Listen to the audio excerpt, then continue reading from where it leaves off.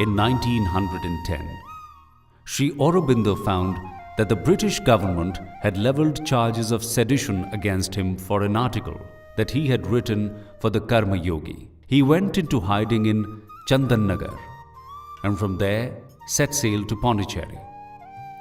The long arm of the British law could not touch him in Pondicherry, as it was a French colony. Having no need to run or hide any longer, Sri Aurobindo was free to start his spiritual work in earnest. But these were also very difficult times, as he and a few of his followers managed to subsist only on donations. Concentrating on his practice of yogic kriya, he undertook a vow of silence at this time to look inward and to come closer to God. After 4 years of these austerities, he launched a monthly magazine called the Arya.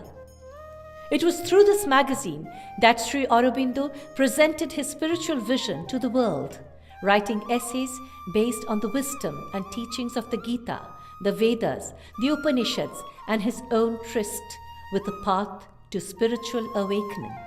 In 1915, Sri Aurobindo first met Mira Richard, a young French woman who would ultimately return to Pondicherry and become Sri Aurobindo's greatest spiritual collaborator. She became known as the Mother.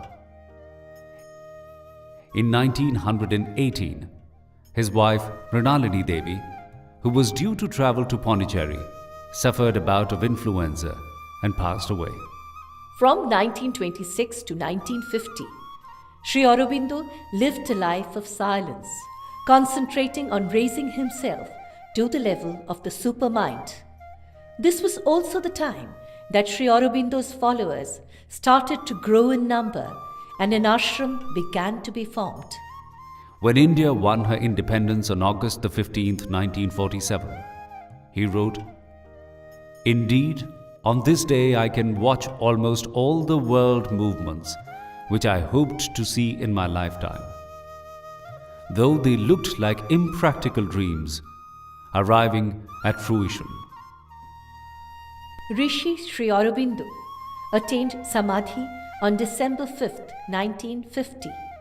His body was kept for darshan for 4 days.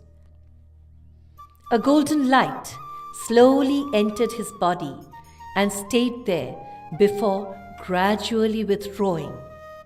No signs of decomposition were evident at all. He had been filled with the energy of the transcendent divine.